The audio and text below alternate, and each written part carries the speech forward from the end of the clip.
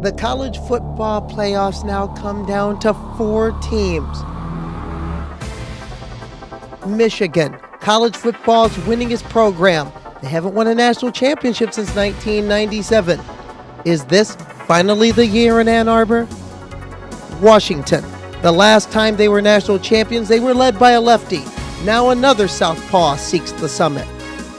Texas, looking to hook another championship in Austin. It's been a long time since 2005.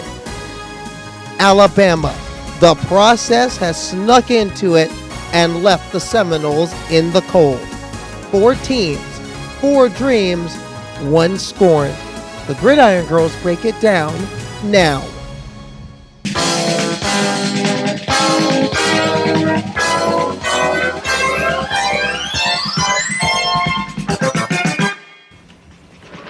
Now, while there are rare times in the law, in other circumstances, where the state overrules the medical decisions made by the parents, I can think of no example where this is done, where it is not only against the decision of the parents, but also against the medical judgment of the treating physician and against the judgment of the treating team of medical experts. Therefore, I cannot sign this bill as it is currently written.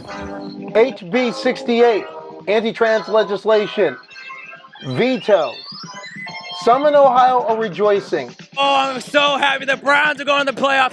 Joe Flacco for Comeback Player of the Year. Here we go, Brownies. Here we go. Joe Flacco is an elite quarterback, okay? Let me tell you that. That's so good! Flacco! And they're also rejoicing about the Cleveland Browns back in the playoffs with cool Joe Flacco at the controls. It's good to be an Ohioan, and I'm pretty sure Shauna Adkison is smiling. Hello again, everybody. I'm Karleigh Webb. I'm Chelsea Poe. And I'm Shauna Adkison. And we are cool. And we're the Ohio flack around and found out because we are full-on Joe Flacco fever here in Cleveland, Ohio. And I think even more, obviously much more importantly, the Mike DeWine did the right thing, vetoed or is advising changing, which we'll see how that gets changed. But he vetoed House Bill 68, which was the awful combination anti-trans sports bill, anti-trans youth healthcare bill. Because why not just have it be a one-stop shop for targeting trans kids? That's the truth. And just so you know, everybody, hello again. We're the Gridiron Girls. Hope your holiday was beautiful, and I hope your new year is prosperous. But since we're already in it, Shauna, we know what's news to you. Absolutely. First, if you flack around, you're going to find out. Is that what it is? Is that what it is? Correct. That is what my local queer football chat changed the name of our chat to, because we frequently change the name, is flack around and find out. So I had to make sure that got a reference, because it's Joe Flacco is breaking records. He's doing it with style, aplomb. It is his gets it meter off the chart. He is just so shows up in his dad outfit. I appreciate because there's the joke amongst Cleveland women that Kevin Stefanski's daddy. But you know what? Joe Flacco, just dad. He's just showing up, doing his thing. And I love it. It's great. I mean, it's crazy that the Trump clip of Joe Flacco as an elite quarterback is now completely true. Donald Trump was, a broken clock is right. So I'm going to say Trump was right. Donald Trump, Myles Garrett, Joe Flacco is elite. I think he might be the comeback player of the year. I know that the Damar Hamlin story is great, but Damar Hamlin isn't suiting up for the Buffalo Bills. Joe Flacco's throwing for 300 yards. He's thrown for 250 yards and 2 touchdowns for the last 5 games. In Damar Hamlin's defense, the man died and came back to life. No, I don't want to take his flowers away, because he absolutely deserves. Actually, he almost did get flowers. Well, anyways, it was a poor choice of metaphor. But my point still stands that like I want to make sure he gets his credit because I think like it's such a great story. But Joe Flacco is doing a lot. I think he's leading a team that everyone had written off. We've had so many injuries this whole season. Obviously, Nick Chubb went down in game 2, along with our right tackle. Jack Conklin went down, and then of course Deshaun Watson, who is the far too many $1 million man, like of Cleveland. He's been out for the year. Dorian Thompson Robinson just got injured. Like we're down to we just signed a guy named Jeff.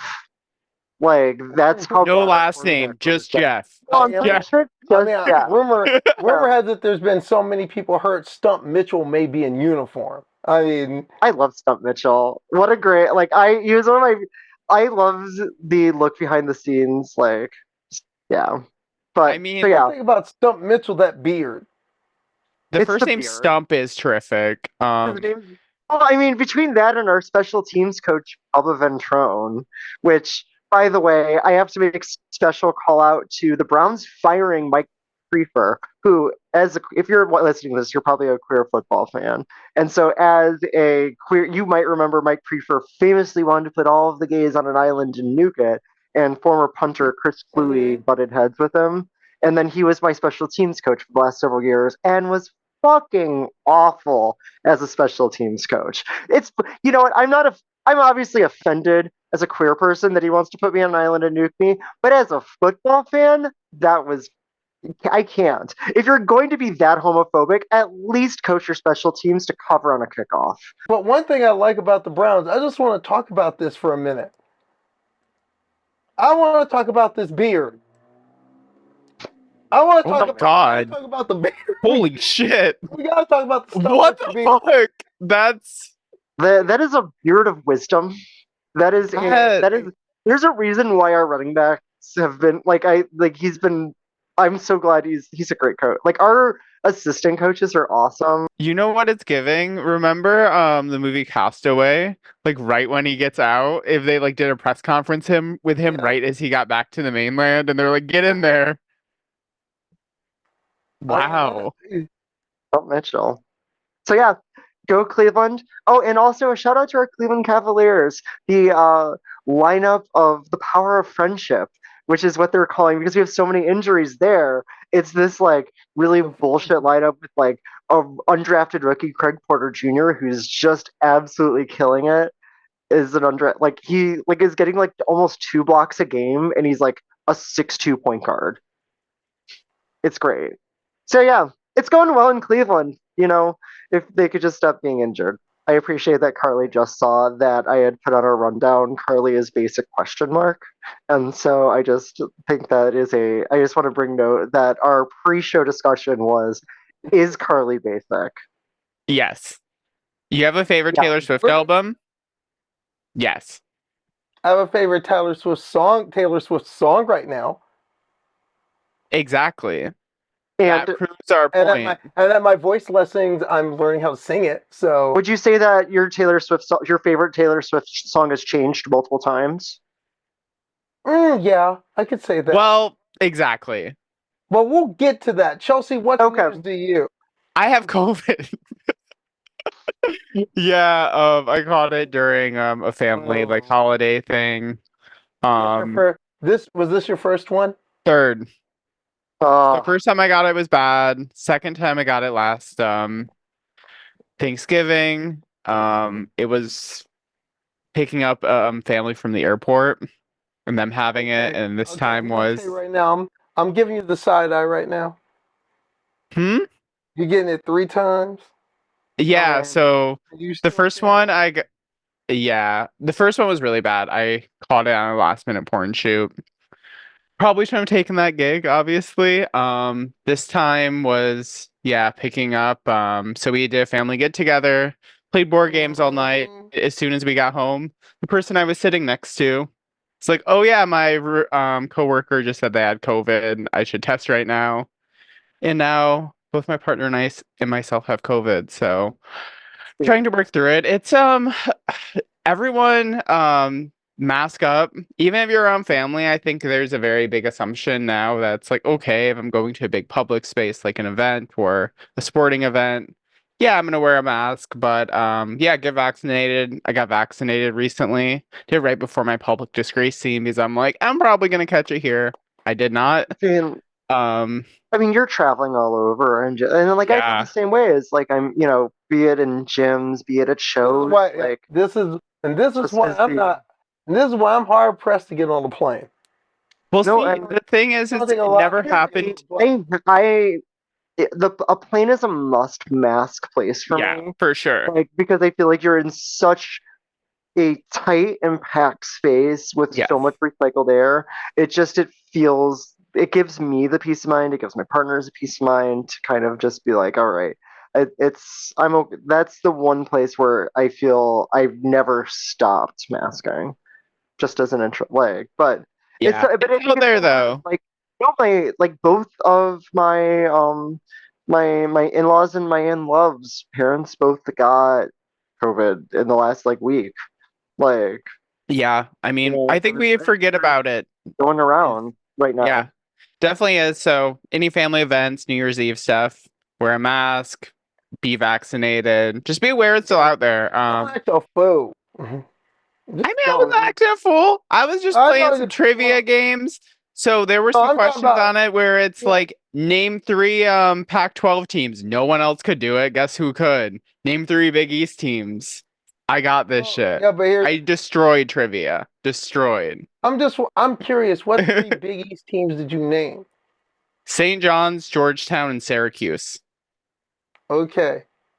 See, you didn't name my Big East team though. So you didn't name mine. Georgetown. Creighton. I'm not naming Creighton. Is Georgetown a Big East team? Yeah. Especially originally. Like, I'm going off like what the original Big East was. By the original Big East. Yeah, I'm going off the documentary. Also, no one else at the party knew any of this stuff, so I'm like, yeah, but okay, no, we know you know your college sport. Look, yeah.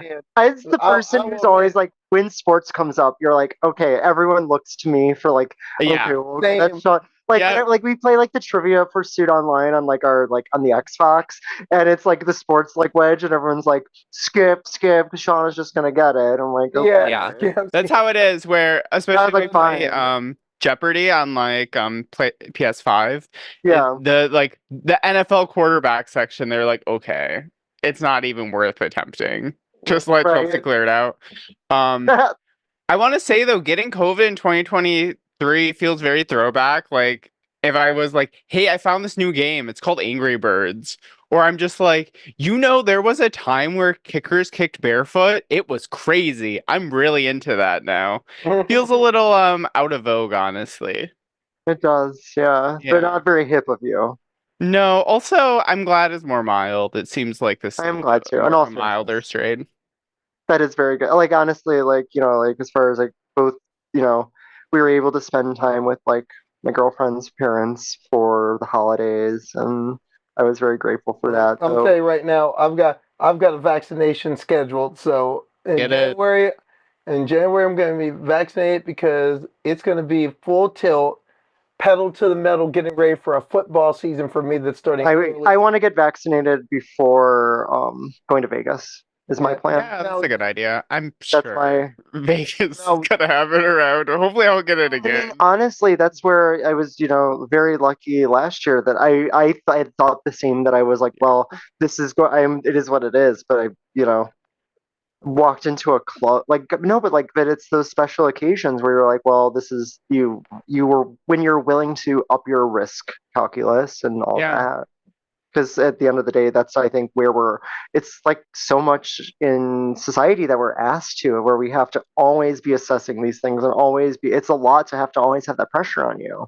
Yeah, it's still going around, and I think it's just going to be this seasonal thing forever. Unfortunately. Where it's like, okay, you might get the flu, you might get COVID, and it's going to suck for a week. Yeah, thank you again, former President Donald, for dismantling all of the CDC and all of our world resources. He got you to the playoffs though. He did. You know what? He was right about quarterback. He Bad was right about pandemic quarterbacks. prevention. Now, what's news to me is I thought that ESPN was going to stop being so political, and it turns out, one, they get political with Stephen A. Smith now rightly calling Texas out on their new immigration law. I'm going to give Stephen A. his props for that. Stephen A., that almost made up for your irresponse. I can't do this no more. He said Howard tried to touch his thigh and stoked his privates through his underwear. And stop! I can't. I just can't. I can't do it. Stop, get rid of it. Stop it. Get it off the screen. Get it off. Stop. I can't. The one thing that, another offshoot of that, is that Sage Steele popped her head up and first had it all wrong about Stephen A. cracking back on the Texas law. It turns out Stephen A. was right. She wasn't. But also, Sage Steele just confirming that Leah Thomas still, to this day, lives rent-free in the heads of transphobes. And oh, by the way, Leah Thomas found out she got engaged this week. Congratulations, Good for Leah. her. Congratulations. I don't like the way that... Why are we talking about female Ivy Leagues? Like, I said this in the start of this. I'm like, we're talking about Ivy League swimming, and now it's like 3 years later, and we're still talking about Ivy League talking swimming. about Ivy League swimming. No, but It's so dumb. I just can't. No, It's like, well, and I think it gives goes to a show fuck? how it's not about the athletics. It's just about the transphobia. Wait, it's just about the transphobia. And now Sage Steele is talking about how when I was at ESPN, I didn't get to talk. When I was at ESPN, they told me not to speak out and they silenced me. So now she's speaking out. No, see, and my attitude is whatever. But the point is, Sage is officially joined. As far as I'm concerned, she is the latest member of Karens Against Women's Sports. I'm sure she I haven't seen what she said specifically, though I'm not surprised. I've seen it, and she was on Riley Gaines' podcast recently to talk about it. Love that. And also she did her own thing with a couple. She's been making the right wing rounds now that she's no longer at ESPN.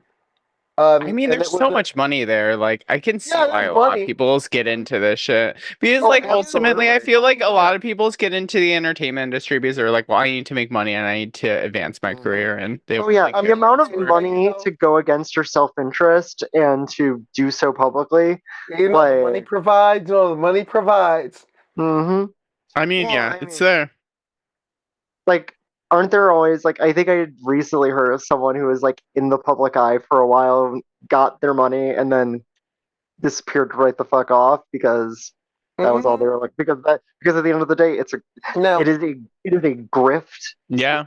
It is a grift. I mean, it is a grift. We all know Riley Gaines is a grift. We know that. I mean, we know that we wouldn't know any other Kentucky swimmer. Let's be real. Well, now she's building replicants. I mean, there's another teammate of her. There's another teammate of hers who I call the Walmart rollback Riley Gaines. And there's the Scanlon kid from Penn. She's a replicant. They're building replicants. It's money. That's why. Yeah, it's money. Yeah, it is. But what's really news to me is something you two said about me. Yes. Very matter of factly too, mind you. Yeah, it's not ever in doubt. And let's just get this out. Before we go to first break, let's just get this out on the table right now. Yes. What is the contention that you both have with me? Let's bring it out there. Let's bring it out. It sounds like we're calling you out on something. I was like, no, I think you're just you guys are basic. That you're basic. I'm basic. I love your basicness. Yeah, you have. Yeah. We all have our own varying basic, specific things. You just have a lot more of them, and all of you. Come on, Shauna, don't play around with it. You guys are both wearing cat ears right now. I'm also wearing the cat ears, but you are also wearing the cat ears. Like, again, this is not a statement of judgment, I assure you, of like, how dare you wear tall programmer socks as someone who also owns tall programmer socks? Like, Wait it a is minute, just I do not own programmer socks. well, they might not be for a programmer, but you absolutely own. How many pairs of tall striped socks do you own? Oh, How many? strike! Wow. How many, Karleigh? How many is it? Moving on. Okay. Okay. Damn, Okay. that's true. How many do you actually own, though? Hey. We'll find that out after break. We will. How many do you later. own, and how many do you think I own Okay. now, and how I'm many wearing do you think you own I'm now? wearing the tall programmer arm warmers. Okay. See, there we go. There we go. I rest my case. Yes. This is what one semester of law school gets me. All of this experience. Okay. Okay. All right. You know what? You're right. You're Yep. you are. We know we're right. Love it. You know- Embrace it. You know what? What makes you you? You know what? You're absolutely right. I will give that to you. Yeah, and I went there. For those who may not, for those who may not know the reference, ask your parents. Just putting it out there. Look, how many pairs? Burping means when you're leveling down in a video game to be able to play against easier players. Fun fact. Well, Oh. You know why I have the kitty one. Living my best gamer girl life. No, but the whole thing is what led to this whole thing about me being basic. What led to this? We know what Did you're you gonna want say us to- every you- podcast. You want us to go down the list where you're like, I'm gonna be Sailor Moon, and we're like, of course you're gonna be Sailor Moon. I just bought a French maid outfit. Okay. We know. Wait a It's minute. fine. See, It was not my only French maid outfit. We know. We Like, know. Y'all just gonna read, write, and card catalog me on. And we're like, Okay, you have a fine. favorite Taylor Swift album? You're like, yes. I'm like, well, yeah. Well, and you're like, you had to like think about it because you knew the answer, but you had to make it. seem you like didn't want to didn't say know. it. Yeah, you're like, well, obviously, it's You like pumpkin spice. But you also have a lot. But you also have like 13 Emmys, and you met like Yeah. every U.S. president You're ever a born. badass. Like so, Like, you're both. You're a Okay. No, you're an but absolute did you win? getting Did interceptions you only win two, or do you only football, have like- two? But I'm gonna tell you right now, I am not basic. I'm not basic. I'm really not. Look at you're wearing the socks in this one right here. You're wearing the literal socks. I love how this is organic. We did not plan this beforehand. This is No, just our absolutely not. conversation before, and it was like, oh, I was like, this is well, because we have this running like joke that we always put a lot of things like that should be on the podcast beforehand when we're just casually bullshitting with each other as we're wont to do. Yeah. And so then we're like, okay. I mean, So, I accept my basicness. Like every time I get my makeup professionally done at the end, they're like, "Oh wow, you look like Taylor Swift." I'm like, yeah.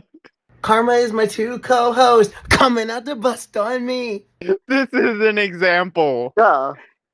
I embrace. Look, at the end of the day, I am 30 or 40 years old, and I'm allowed a certain degree of like, you know what? Like, yeah, I know you. I know. You're making that face, Karleigh, and I know exactly what you're thinking, and that is fair. But like for me, where I'm at, I'm okay with it. Like, Wait, Are you guys like feeling like you're reliving like 20s and stuff that you didn't? I mean, live? I mean, it's the same way. Like, Or you always is there a little bit listen to of music that? of your teenager? Like, Yeah. yeah, there's always that element, and that like, but also it's just kind of when you finally feel like you have the freedom to embrace whatever you want. Sometimes there's a reason why basic shit's so popular. It's fun. Do you know what's fun? Yeah, Fall. true. I love fall. Going and doing fall things, hay rides, pumpkins. Yeah, it's the best in the Midwest. Best. God, are you- Best fall is fun. So let me guess. So pictures that exist of you in Han Solo season. Got your little, I mean, little puffer. There's a vest. reason why my username was Lesbi Han Solo, is because I was doing a cosplay of Han Solo crossplayed with my spouse, as like they were Chewbacca. But yeah, no, absolutely. The like little cute vest, it's so cute. See, I feel like transitioning so young, I've gotten to live my 20s as I wanted to and shit. But as anyone, they fucking suck. because life is hard.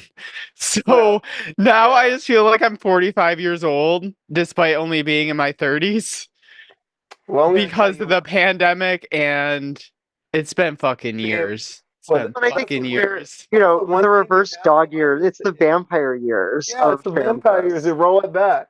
But that's Well, you said earlier you're like the dog years, and I'm like, I came out at like 12, I think. So in dog years, I'm 140, and I honestly feel like well, Trips, I'm going being to translations.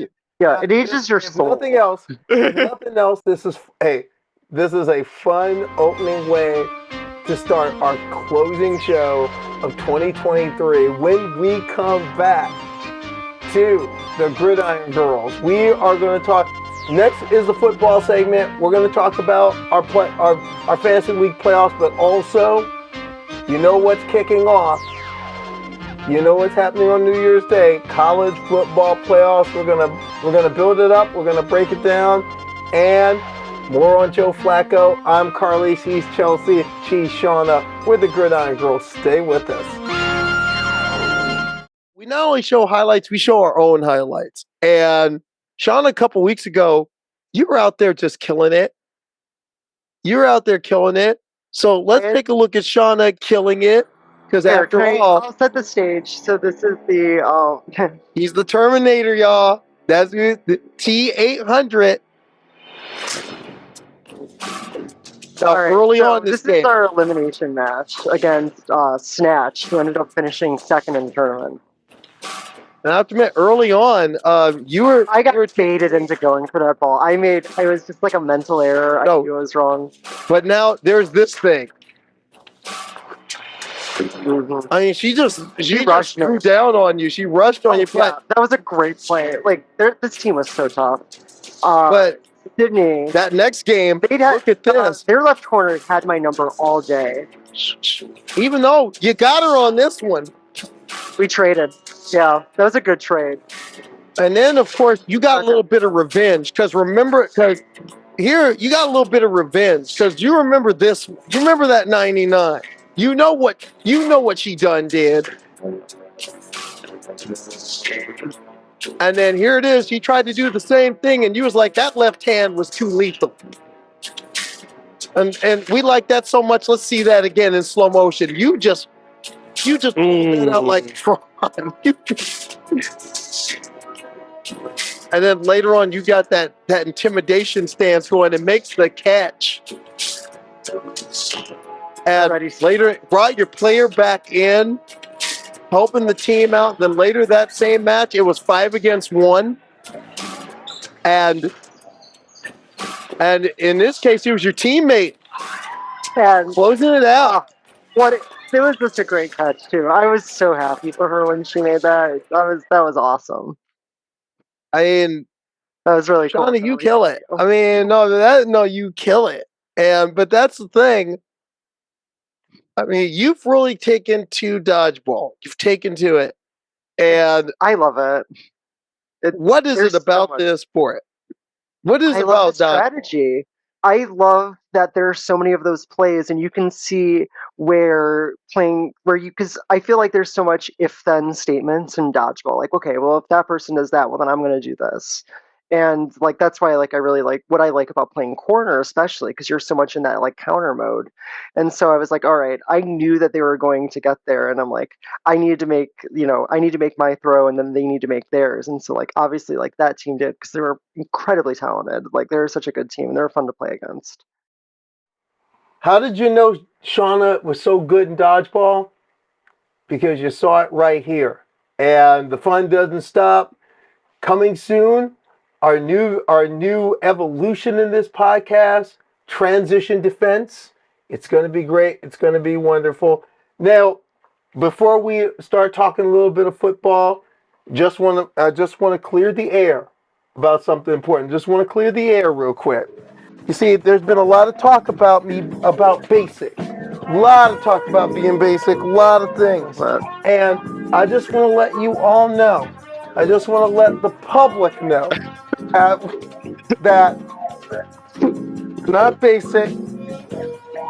There's no programmer socks going. There's none of that going down. Hey, there's none of that going down. I don't know where my colleagues are coming from with these claims of me being basic. They match. I love that they match. That you thought about that says a lot. It's a great touch. I love a great matching accent. You know what? Fine. Okay, y'all wanna do this? Yeah, let's do this. You know what? Fine. Yeah, okay, you know what? Yes. I have tall socks. I have about 10 pair of tall socks. I have all different colors of tall socks. I buy these from Sock Dreams. Okay? And yeah. There's a site called Sock Dreams. Oh yeah, and they're absolutely making them her sock reality. Oh wow. Hey, Sock Dreams in Portland, Oregon. This is for you. Yes. I bought this is the strawberry. Are they sponsoring us? Maybe they should. Yeah, like you should give them free promo. Yeah. They need to give us money. Sock Dreams. Call me.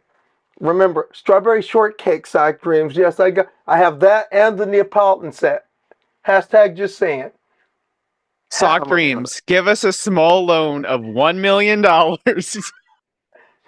You will not regret it. But first off, NFL LGBTQIA plus league. Shauna, you're fighting for 5th.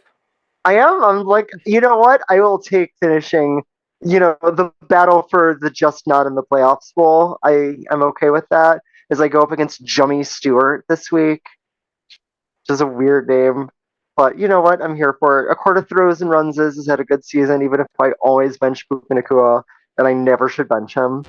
But that's on me. Why are you benching Puka Nacua? Why? I also have because I was like, I'm going to play Justin Jefferson because I'm very smart and I want to play my star player that I haven't gotten to play much this year. So I'm like, I'm going to play him. And so then I also started Jalen Waddle because I like Jalen Waddle. I like the Dolphins. I am, it is what it is. And so then I end up starting those two. And then I started Brandon Ayuk because I also like Brandon Ayuk.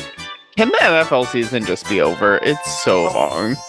It's getting to be about the playoffs. I know, I just feel like I should have. It's so fucking long. I'm so excited for my Browns. I get to watch my Browns in the playoffs. I'm so excited. It's crazy that both the Browns and Lions are in the playoffs, and there's so many people back. Time in 50 years? I think Yeah. is what I saw. Wouldn't it be crazy wild if they had a Cleveland-Detroit Super Bowl? I would love that. The Great Lakes. A rough Super Bowl. And then we'll finally get the answer to the question that the two cities always debate: which one's worse? That's true. But also, true. You did say you were going to be a Detroit Lions fan if they made the playoffs. Well, I'm going to be in the Netherlands for the Super Bowl, so I'm almost like... That's not... No, walking. Just because you're not going to be there for the Super Bowl doesn't... You weren't going to be in Detroit for the Super Bowl either. You can tape it. The technology exists, You think I'm going to I'm going to say rewatching games, I hate it. Like, watching it after... Oh yeah, my father-in-law rewatches baseball games, and I don't understand. He'll just put on old baseball games. I'll rewatch a game if it has a special sentimental value. Yeah, I watch a game. Yeah, I used to like ESPN Classic. 7. I used to really like ESPN Classic back in the day. I think this is kind of why I'm on this podcast now, because I was literally the 9-year-old girl who was like, I want to watch this ESPN Classic thing, and the family's like, what the fuck's wrong with you? So see, now, I don't know, now that's wild. That's one thing that's wild. What we grew up watching all this sports. Look where we ended up. So yeah, I mean it makes sense. We grew up in general, though, I rewatched the Michigan Ohio State game once since it was fine. I think you get different emotions. During the Michigan Ohio State game, has rewatched the game in the last month. No, but I don't watch it. Let's say there's a game going on right now that I'm not watching. There's a game right now. You wouldn't want to catch up to watch it. Yeah, that's what I mean. Okay. I'm very much similar in that. Like, it sucks when I have to like miss a game, but like I was like missing a Browns game because there was a Dodgeball Open gym, and I was like, well, I guess this is what's happening. Like, because at the end of the day, I want to play my sport. Like, Mhm. as much as I want to watch. Watch your Browns. So for me, so I got this medal from like the city of SF, right? I had the Big Ten championship on my phone while they were doing the presentation. Because I'm like, I need to see Jim get the trophy from that damn commissioner who tried to doom us. Like, I was real revenge focus. That is very much. You're getting an award, still sneaking a game. Oh yeah, I mean, I've done that too when I won the Camp Performer of the Year. I was watching the Giants Dodgers game. I think it was 6. Did not go well, but well, one thing this weekend, the battle for 9th place in the league. Battle for 9th, and that battle for 9th is guess who? Close. It is a very close fight. Very, very close fight. It is Chelsea and I going at it. honestly, you can win. It's fine. I like with having COVID, I have enough family drama going on for like 2 Dr. Phil episodes right now. And like some work drama. So this whole week, I honestly didn't even glance at it. So I'm like, I think this is the last week of the season. And then I looked last night and I was like, oh no, there's another week of NFL stuff. Okay. As we were saying before, Shauna was like, oh, did you see the game last night? And I'm like, yeah, the Alamo Bowl. I was like, being completely earnest. Well, and I was like trying because I was thinking of the Zadarius Smith. He always does this like celebration after he gets a sack, where he he eats and then he like rubs his belly, and I was like thinking that I don't even know what made me think of that, and I was like, well, never mind, because you were watching the Alamo Bowl instead of the Browns clinching and Joe Flacco doing things. David Njoku went into the stands and drank a beer with a fan because, I'm gonna be honest. I wasn't just watching the Alamo Bowl yesterday. I was watching the Bad Boy Mowers Pinstripe Bowl, and we're gonna get to this conversation anyway. The Pop-Tart Bowl, truly amazing. We're gonna talk more about it later. Do you guys? Yeah. So I was totally on that. The Pop-Tart Bowl. Hey, I'll admit I enjoyed the Pop-Tart Bowl. It was a good game. I didn't watch the Pop. I watched all the after. I am loving the memes of this silly Pop-Tart. It's so silly, and I love it so much. Are we transitioning to the college football talk right now? Yeah, I think it's okay. Time to transition. You know, okay. Let me have my fun fact first. I have 2. Okay, the college football fun fact. Okay. So, who was the last SEC team in the Rose Bowl when it was in Pasadena? Do you guys know? This is the easy one. It had to be Bama. LSU. It was in Alabama. In it was in California. Pasadena. Actually played. Yes. Probably Louisiana State. Had to be. LSU's my vote. No. Do you want to take one more guess? I love the disdain with which you said no, though. You're like, Alabama. You probably have to be. No. It's the way that it's Georgia. It's Georgia. Do you remember that year they had that best game of the year against Oklahoma? Oh, that one. Yep. Amazing, right? Yep. So that's the first part of the thing. This is going to get way harder for y'all. I'm sorry. I have way too much college football knowledge. So can you name the 3 other years that the Rose Bowl had neither a Pac-12 team or a Big 10 team? You should know one. And there's one. No, you know one. You know one for sure, Shauna. I'm just gonna name. I would say 2000. Wouldn't it be 2003? Would it be 2000? Yeah, 2003? It is Miami and Nebraska. So Wait, was it 2003? That was on. No, that was on 2002. Oh, Yeah. yeah, that was very close. So, too. okay. I remembered it. I was at from. that game. I was at that I feel game. so bad for putting this next one in. I feel so bad for putting this next one in because you guys aren't gonna get it. You want to take a guess? There's two other times. There's two. Okay, 1997. No. Is it in the 80s? No.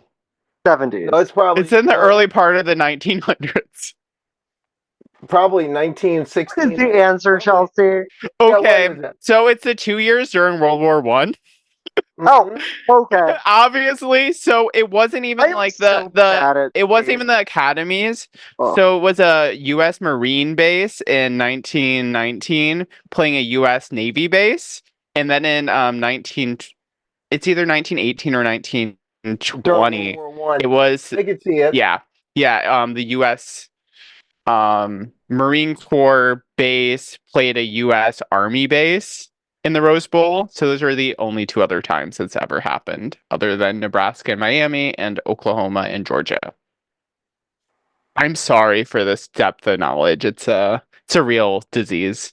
Well, my college football fact is when college football broke my heart, and that's 40 years ago, January 2nd, 1984. Probably one of the greatest college football games ever played. Miami coached by whom? That's probably Jamie Johnson, right? No. Snellenberger? Yes. Yeah. Miami coached by Howard Snellenberger against Nebraska. Nebraska #1 going into that game. That was the scoring explosion year. The 2-point conversion missed. 31-30 Miami. Miami's first national championship. In the Orange Bowl, yeah. Done in the Orange Bowl. And Shauna knows who the quarterback was that night. The winning quarterback was that night. Shauna knows who the winning. You know this. You know. Okay. What year is it? January 2nd, 19. You know this. Orange Bowl. Miami, Nebraska.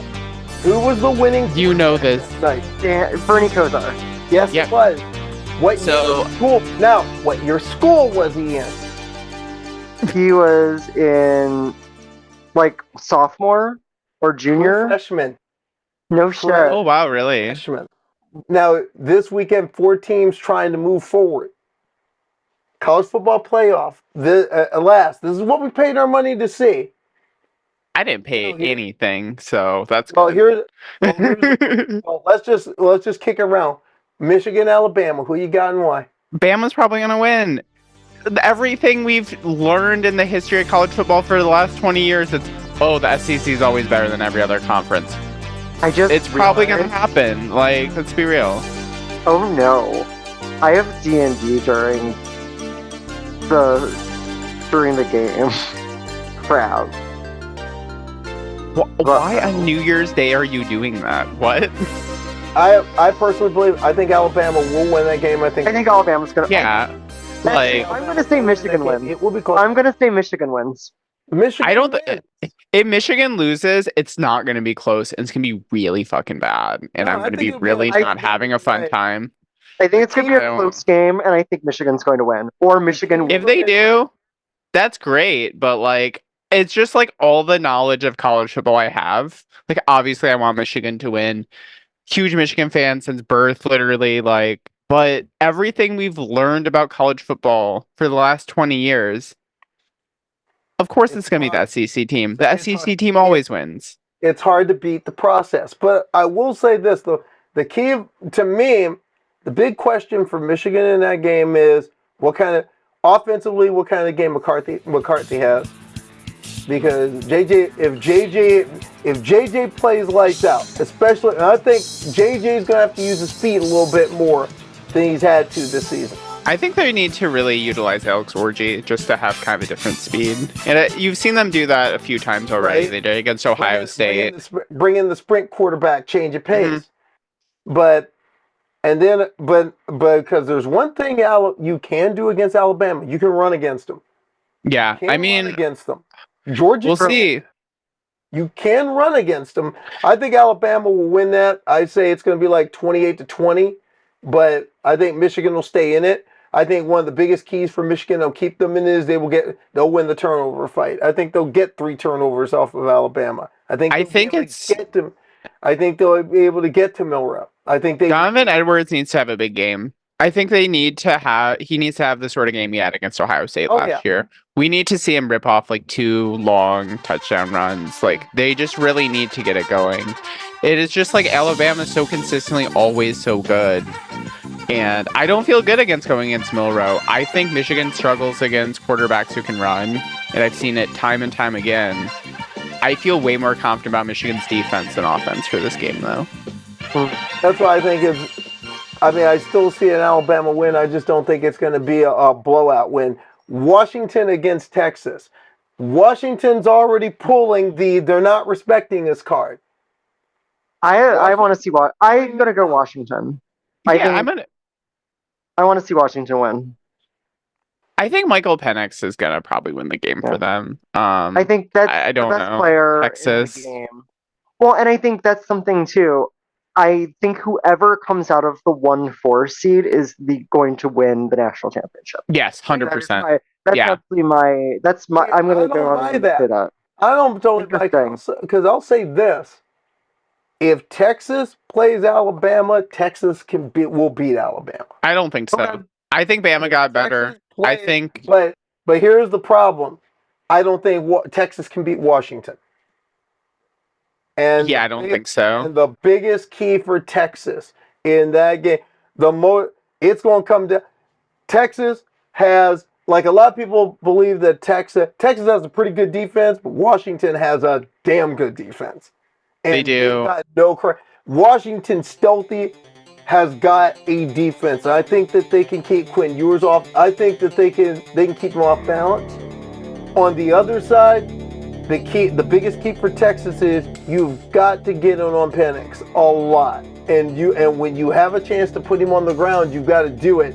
If that left arm is hot, you're done. Because he can, if you've seen this kid throw, I'm telling you right now, some NFL GM is going to be a very happy man on draft day. True. Because I love watching him throw football. I love it.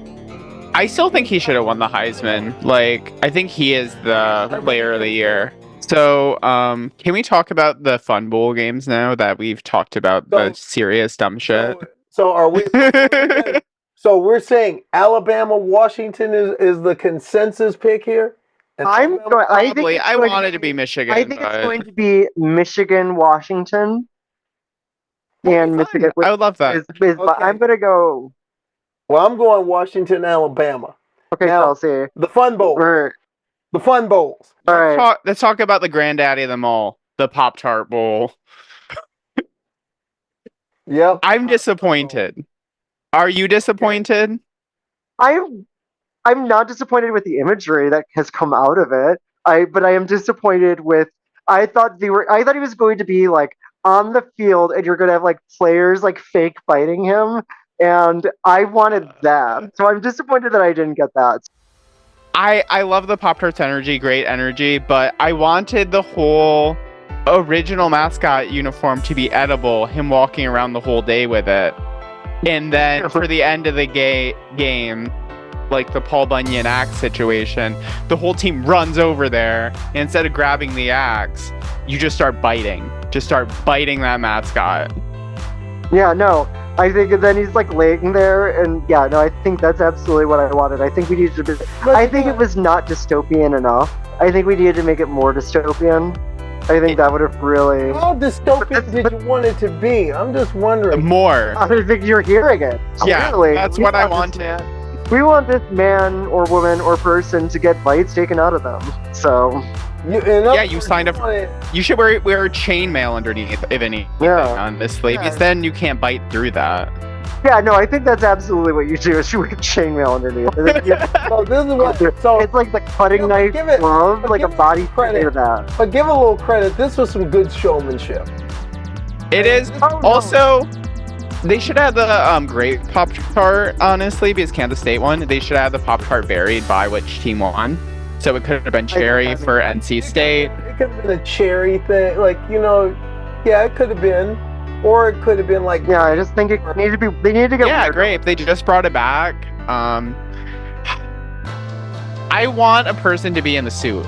I know that's more about me, but I want it to be... If you're going to say you have an editable mascot... A little bit of an anticlimax. It did take away some of the buzz. Yes. I was expecting, like, the suit to actually be edible, and you just munch. Oh, see...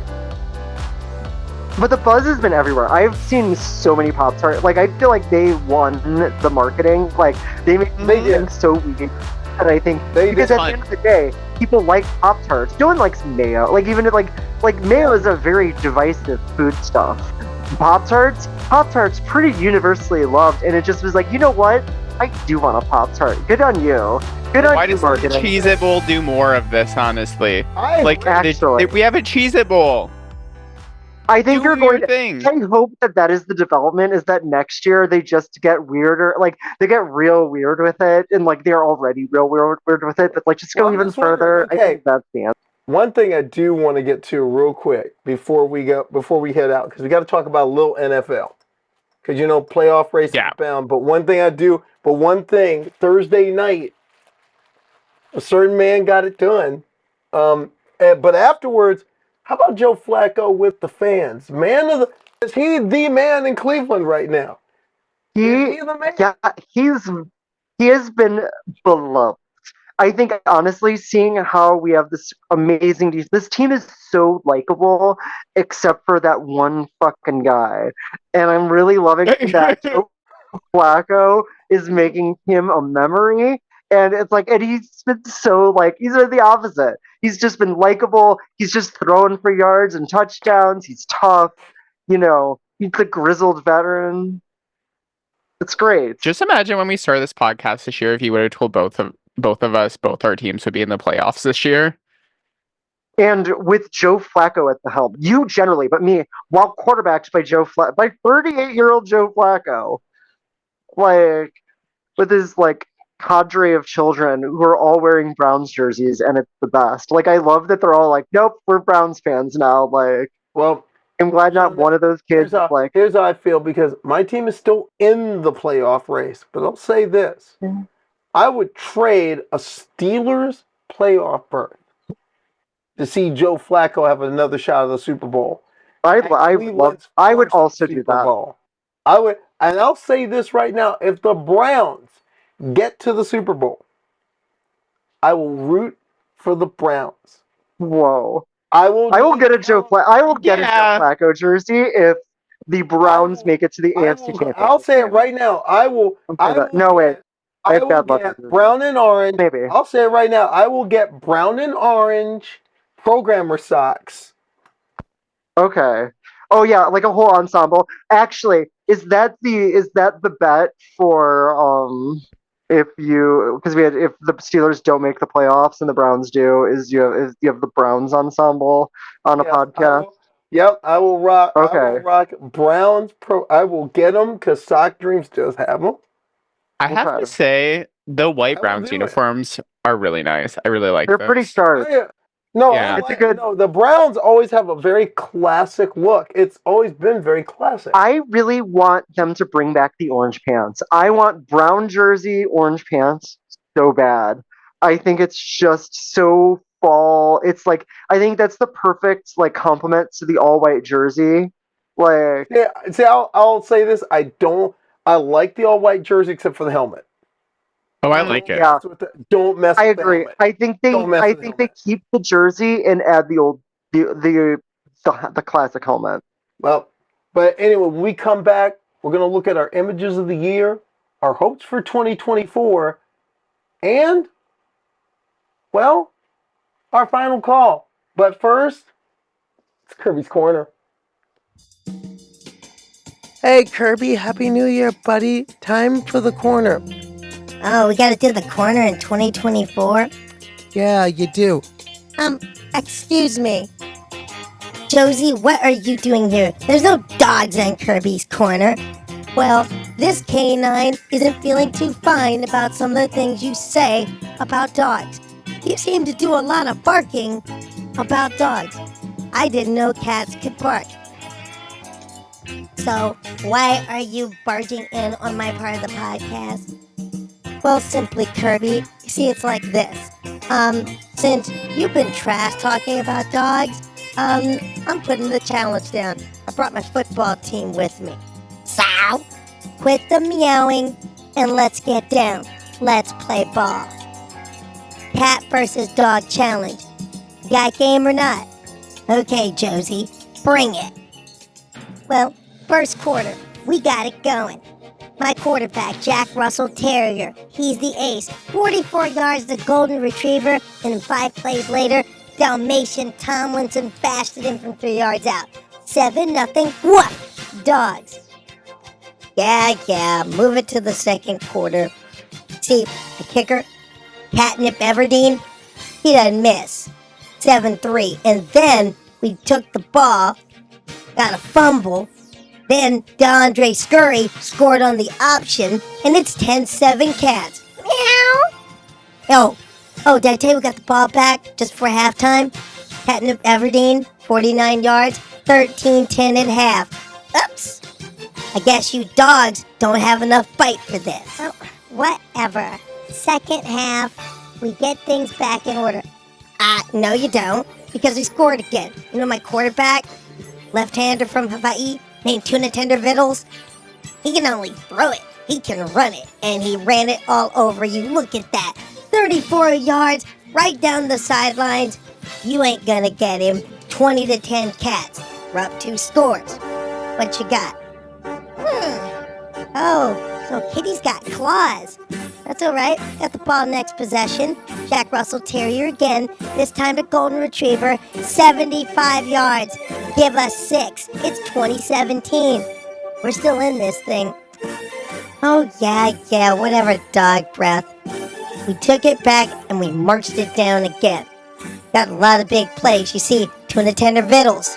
You can't stop him. You can only hope to contain him. And you didn't contain him. Including that nice 29-yarder to the big cat. Leopard Mobley got us down to the 1, and then Demetrius Scatton bashed it in from a yard out. Yep, 27-17. It's a 2-score game again.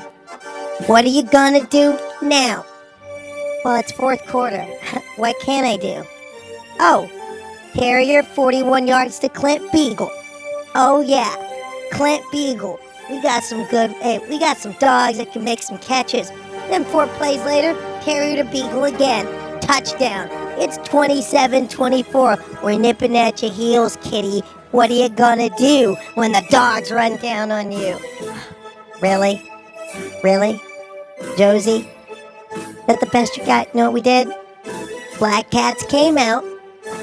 We lined up, put our hand in the dirt, and we went on a march. A 15-play march. Runs, passes, converted 4 third downs. Your defense couldn't get off the field. Oops. Demetrius Scatton, 2nd touchdown of the game. Had over 100 yards for the game. We're up 34-24. And Jack Russell Terrier couldn't complete a pass late in the game. Well, there you have it. Cats 34, dogs 24. Well, Kirby, I have to admit, you cats play pretty good. Happy New Year, buddy. Happy New Year to you, Josie. And say hi to your owner for me. You know our owners kind of have a thing, right? I know. They get on my nerves, don't they? Yeah. But we love them, and you know they love us. The cats versus dogs debate. We're not going to find a winner today, but I have a feeling it's just going to keep going. A special thanks to my bestie in my heart, Cassie Howard, for letting us borrow her dog, Josie, for that segment. Kirby's still on the idea that people should say they got that cat in them. Kirby's going to hang on to that. Which really changes when you start thinking about cat girls and puppy girls, but I think that's a conversation for a different day. Shauna! And that's why, and everybody, that's why we love Shauna so much. I mean, we're gonna do a montage of Shauna's double entendres. We have to. We Our have sex to. episode's gonna be so good. That I just like throw in there and like, well, that just cute. Yeah, I think that's a good idea. Now, with the holiday season, we also look back at the best of a year. We look back at the things that moved us, the things that upset us, the things that made us feel whole. If you had to pick an image of the year, what was your image? I have two. So I have Francis Ngannou knocking down Tyson Fury. I think especially in that whole world, like so many people looked at Francis Ngannou and they're like, you left the UFC, you're not gonna do anything. You fumbled your whole career essentially. You're not gonna have a chance against the heavyweight champion in the world. And he won that fight. Yeah, that's a photo. Um, just such a crazy thing that happened, and I think just in the history of sports, like that's one of the biggest upsets I think I've ever seen. I can't think of any that are on that same level. Like, is there any other sport that you know where someone it was their first time ever trying that sport professionally and they beat the champion of the world? I mean, is that possible? And but you also notice that that also a lot of talk about, Michigan. Tons. So this year's been a fucking saga. So we had Jim Harbaugh suspended the first 3 games of the year and then the last 3. And something I would have never assumed was going to happen at the start of this year. We have our first ever black coach to win the Michigan-Ohio State rivalry. I think Sharon Moore, even with his tearful post-game speech in Happy Valley, I think what he did for the program is crazy that he was able to beat Ryan Day and the number 2 ranked Ohio State team in the country, the interim coach. That's crazy, right? Like, No, I think guessed. I'm very surprised Ryan Day is still coach, and we will see if that happens because I feel like I'm surprised that wasn't the final blow. Like losing to Michigan without even Jim Harbaugh. We literally don't need him. Like he could literally leave right now, and you know how stressed I would be. I think he might. Fine. I've heard rumors of him jumping ship to the NFL. I mean, that's every year. Your image. What was yours? So my image is from the HB 68 hearing. It was the opponent testimony day. So I think this image really stood out to me of just a room full of Ohioans, of trans people, of the people who have trans loved ones, all coming together and supporting the community to testify against this heinous bill that unfortunately was passed, but it was not for a lack of effort. And I think this picture just gives me so much hope going into this year that whatever happens, we are not going anywhere. We are going to keep fighting, and that we are so many, and we are fighting with a passion that they cannot match because we're fighting with and for love, and love for ourselves, love for our community, and let's be honest, that is not what's going on. Something, there's no hate like Christian love. True. But it's hard not to look at that image and see the stark difference between the two sides, and I think that's where I'm definitely looking at. I think that was the image for me as I really think about this year and what's important as we move into 2024. Yeah, I mean, and Al McCord left to transition in Syracuse. That's true. He did. It's a big story. Transition. Well, I mean, we love a good quarterback transition.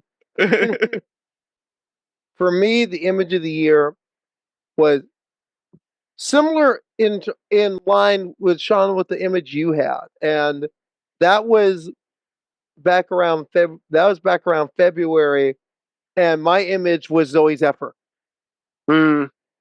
legislator from Montana, trans woman, freshman legislator, new elected that previous November, speaking out against all the anti-trans nonsense in Montana, doing it with dignity. And at one point, the Speaker of the Montana House basically tried to silence her.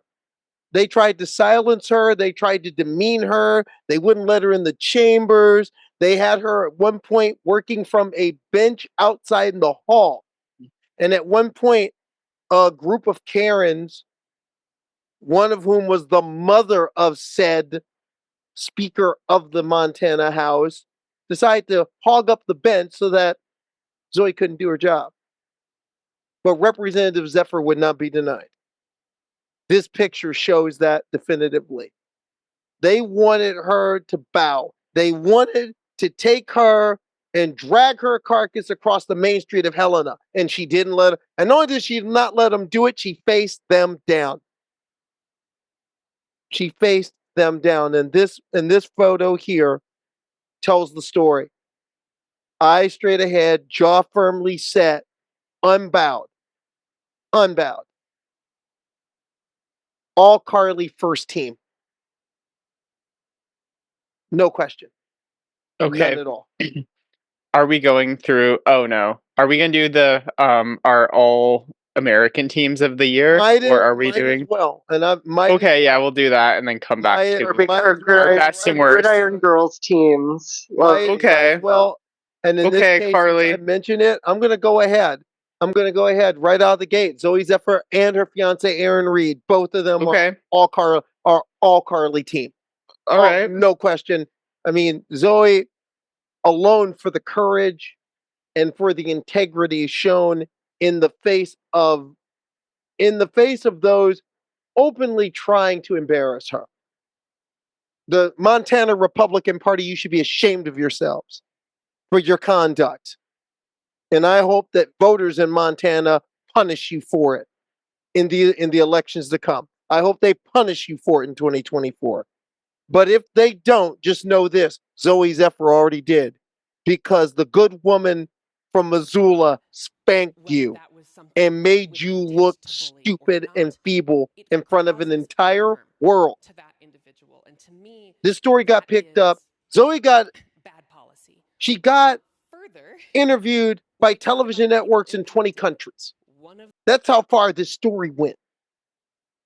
And a few weeks before her, there were the Justins, the two black representatives in Tennessee. Oh yeah. When the Boll Weevil Republicans tried to throw them out of office, their constituents said, "Oh no, you don't." When they went back to their constituents after being thrown out, their constituents said, "We're sending them right back to you." Tennessee Republicans and their slate of hate, you ought to be ashamed of yourselves. But I know you got to feel shame to have shame. And we know that the anti-trans right in this country doesn't have any. Also, Pat Manuel, congratulations. Patricio Manuel on being named to the All-Karleigh team, but also being named 2023 Outsports Transgender Athlete of the Year. Love that. The professional boxer who had to wait 4 years between the first fight and the second fight won 2 fights in the space of 3 months. Now, just a note to all the super welterweights and welterweights out there, if you're under like 140 pounds, don't chicken out. Call Mr. Manuel and call his people and get a fight date. I want to see this man fight. Quit ducking the man. I think he needs to start claiming the baddest trans man on the planet. I think all trans fighters need to start claiming this shit and just be like, no, I am the best trans person, and be like, fight me if not. Someone who was high honorable mention in that award, cyclist Austin Killips, who got dealt a raw deal. Once again, the Icons folks ran their mouths, and David Lapontier of Union Cycliste Internationale, the head of the world's governing body, decides, oh, let's ban Austin because Austin just might win one time. It was ridiculous and it's sickening. The good news is Austin recently said via Instagram that she's not done, not even close. She's going to take it into endurance cycling, and I'll tell you, I'm looking forward to seeing Austin Killips proudly riding on Also, a couple more people on this team. Karleigh, non-binary division winner at the New York Marathon this year. And I can tell you, Cal, they're one of the coolest people in sports. Remember that name. You'll be hearing more from them. And also alongside, congratulations are in order. And how can I leave them off? How can I leave? Nikki Hiltz does not get left off the All-Karleigh team. Also, they were Outsports non-binary athlete of the year this year, and rightfully so for a national championship at 1,500 meters, getting to the world championships, the U.S. Road 1 mile championship, Drake Relays champion at 1,500 meters, and one of those you're going to be hearing about in Paris. I'm going to say it right now. They're going to Paris. They'll be 2024 in that 1,500. They will be in Paris, and I think they're going to do even better. They will make the finals in the 1,500, and who knows? They get some breaks. I wouldn't mind seeing Nikki Hiltz on the podium. I'd be very happy to happen. What country do they represent? What? United States. Oh, okay. Wow. And I want to throw out Sam. I want to throw out Sam Hansen, another cyclist, non-binary, based in Chelsea Post, Michigan.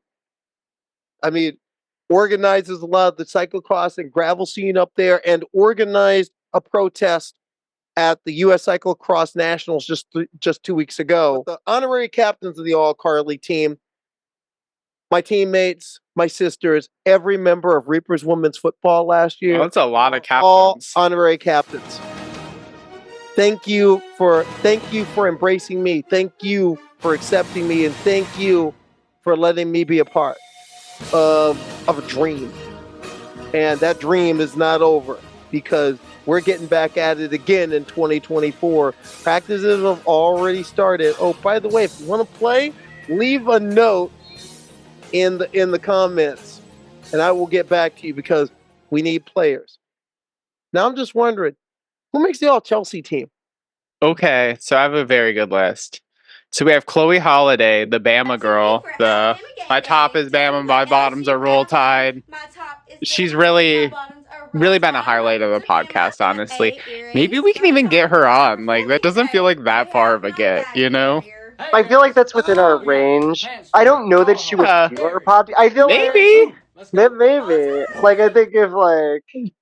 you have to remember, she's still only, like, 20, so she probably, like, has trans friends and shit. That's like, true. There's plenty of... She hasn't learned to hate us yet. Yeah. There's plenty of time.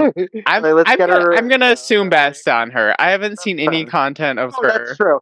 I don't want to judge, like, her, like, again, like, because I think, but again, it's speaking to what we were talking about earlier of, like, writing off everybody from, you know, a state or fan base just for the sake of it is poor form. Yeah. And that's also, you're a Bama fan. You're a Bama fan. So, I have the TCU Texas Tech possum being dragged off the field. That was a good possum. Definitely made that game way more interesting. I was watching that game during, and it was a pretty shitty game. So that was great. Princess Donna, they returned to BDSM porn this year. I truly believe the whole genre is a better place with them existing here and really returning back to the industry. I have Asia Wilson, Kim Petras, Karen Noir. She was the first ever Black woman to win AVN Performer of the Year. Danielle Vandendonk. My captain, Draymond Green. Because he knows what's up.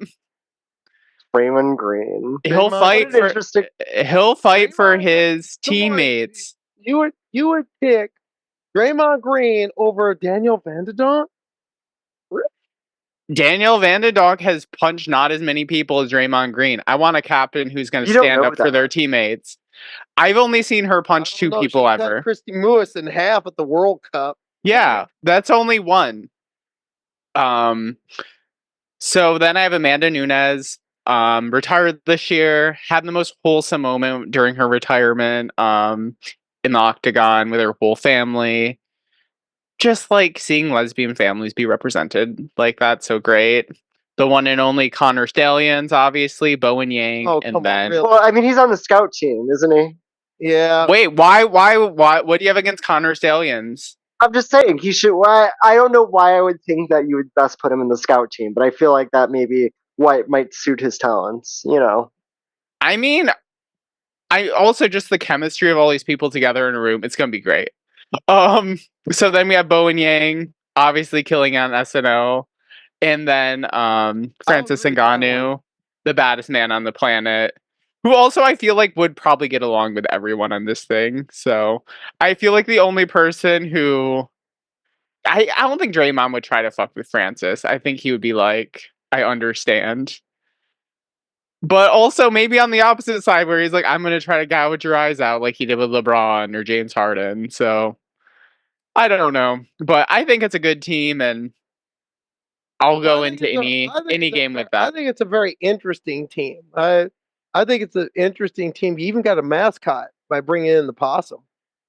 No, the possum's playing. The possum's not a mascot. Now, how about an All-Shauna team? Because you have a very interesting list here. Yeah, so I wanted to start by highlighting some dodgeball players. First, two women that I was very fortunate to meet and play with here at my local Stonewall Sports League, and now get to play with on traveling in the USA Dodgeball Premier Tour. I want to say absolutely shout out to Sam Hutter and Lisa Fox, who just recently won a gold medal at the North American and Caribbean Championship for Team USA. They've been on Team USA for multiple years now. They're both amazing players and people, and just wanted to make sure I gave them credit first and foremost. Along with my former teammates on Boom Shakalaka, my captain Karina Sims, and teammates Mei-Ling Chung and Tiffany Yazzie, who they took third place for the North American squad at the same tournament. And so they got the bronze medal, and they were just I was so lucky to get to play with so many great women this past season, and I just really want to I just can't wait for my next season, but definitely want to make sure, show my appreciation. Thanks for everything that, the women of Boone, that Karina, May, and Tiffany did to welcome me. When I met them last year at Sin City, we immediately became friends and got along, and I'm just really grateful and want to make sure I have so much appreciation for them and for so many fun stories and jokes that we still tell to this day. Just some great memories. It's so awesome. Similarly, I want to give a shout out to Kristen Chalmers, who is the woman who got attacked in gender critical press for being okay competing with trans women. She finished in third place to two trans women in a cycling match. Mind you, there were 5 people competing in this race. That Illinois State Cyclocross Championship. So it's not like she's like, it's better for having them involved. I don't understand why, and I really appreciate that I think that's going to be what trans women need in sport as we, people like Karleigh and myself put ourselves out there and be involved in communities and sports. Our cisgender peers standing up for us loudly and vocally. And I think that's really great, and I really wanted to show appreciation to that. And I also want to give credit to Taylor Swift, because she was obviously the superstar of the year, and I think she has to be on the team. She's the head cheerleader, I think, is clearly. And lastly, I think we have to give it to my quarterback, Kenny Pickett. Kenneth Pickett is 100% has to be on the All-Shauna team. What more could we say about Kenny Pickett that hasn't already been said on this podcast? I think the Kenny Pickett slander also has to be its own segment of our best of hits. But I think because of that, he's the quarterback on this team. We only mock the ones we love. That's true. See, why you have to come at Kenny Pickett again? What do you want? I mean, see, I saw you didn't add Kenny Pickett to the document. That's true. Then I was like, you forgot it. You forgot it. I No, I appreciate it. That was the greatest assist. I was like, Kenneth Pickett deserves to be on the team. Is his name Kenneth? I'm pretty sure that has to be. I think that sounds right. I don't think we should fact check it. Let's move on. Okay, Kenneth Pickett. Well, I can tell you that. Well, I only have one bone to pick with that particular team. Well, see, we got combine video of Taylor Swift. Okay, you know what? Let's put her at Look at tight this end. acceleration right here and the ability to make contact. All right, she's my strong safety. I love that. You know what? You convinced me. I was wrong to doubt her and to limit her. Clearly, Taylor Swift knows no bounds. She's the starting safety. We can put her on. Well, actually, I don't know that she goes in the box. Actually, No, She's I gay. think definitely. I don't think nickel. she's I don't know prepared to about play in the starting box. safety, but Yeah. nickel maybe. I think she's more of a But safety. but no, but one Deep in thing that safety, I do yeah. like the fact that you did give a shout out to Kristen Chalmers because I think and that is not the first time something like that has happened because It absolutely number of isn't. times more often than not, people are saying, "Wait a minute, don't put me in that. I'm not going to Transphobapalooza Well, next year. I think Don't you can put me so there." see it because it is so clearly, ran by bigotry. Like and I think the what we started off the show with that high school girl, or talking about how we're being banned from chess and darts and pool. That's just an unwillingness to accept that trans women belong in women's spaces. And at the end of the day, I don't know how to convince you of that. If you're not willing to if you're so close-minded you can't compromise off of that position. There's nowhere to go from there, which is why it's prejudice It's inherent, just gonna take. definitionally. I think it's just gonna take with the porn industry. It was transphobic before, but then it was just people started working with trans people, and then all the people who were upset about it just went on to the next issue eventually. That's true. Because it was all these turfs and shit were getting so involved, and they were like, "How dare this porn site start including trans women?" And then it How was dare you not use slurs? and then it Like- was "Oh, are you a member of the site? Do you watch any of the stuff?" And they're like, "No, but I should have an opinion." And it's just eventually, that's what happened. I think that's what's gonna happen here, in all the other Well, things. But one thing no, sorry, go on. Oh, yeah, I just think that's the thing that porn is this unique thing because we have overt trans spaces for trans people and that have been expanded on top of inclusion. So, you can kind of be wherever and do whatever the fuck you want now. And we'd like to see that extend to everywhere. Real.